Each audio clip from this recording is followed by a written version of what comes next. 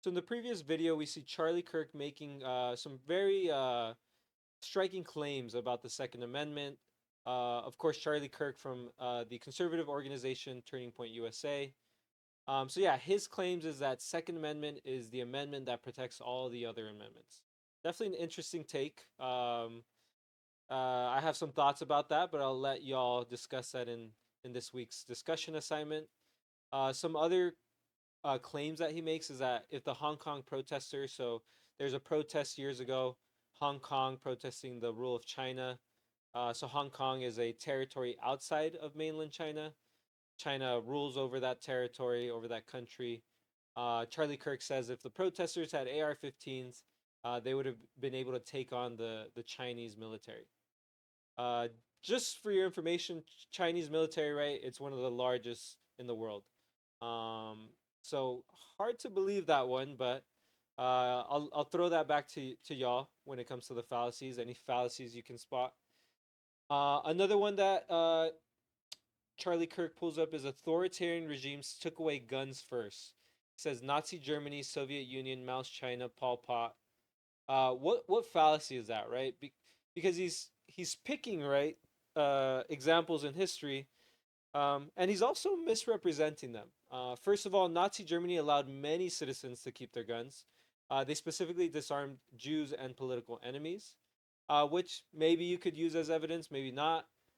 In Maoist China, they actually took power and then took away guns. So, their ability to take power in the first place, and then, in the timeline that guns were next, the removal of guns were next, goes to show that guns didn't really make a difference in that situation. So yeah, conflating gun regulation in a democracy as somehow like leading to or being similar as authoritarian regimes. I can't say that that's equivalent. Little hint there for the fallacies. Um, and yeah, again, it assumes that private citizens with these assault rifles, right? Untrained citizens, most people, right, don't know how to use a gun. Even if they did, how would they take on the world's one of the world's most powerful governments and militaries?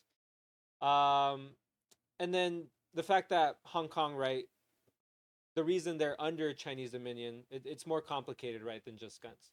There's international treaties, there's issues with sovereignty, there's a whole historical timeline to how this happened. So definitely, I'll throw it back to y'all in the discussion. Right? Are there any fallacies you can spot? What evidence and facts does Charlie Kirk use? What do you think of those examples and facts that he brings up?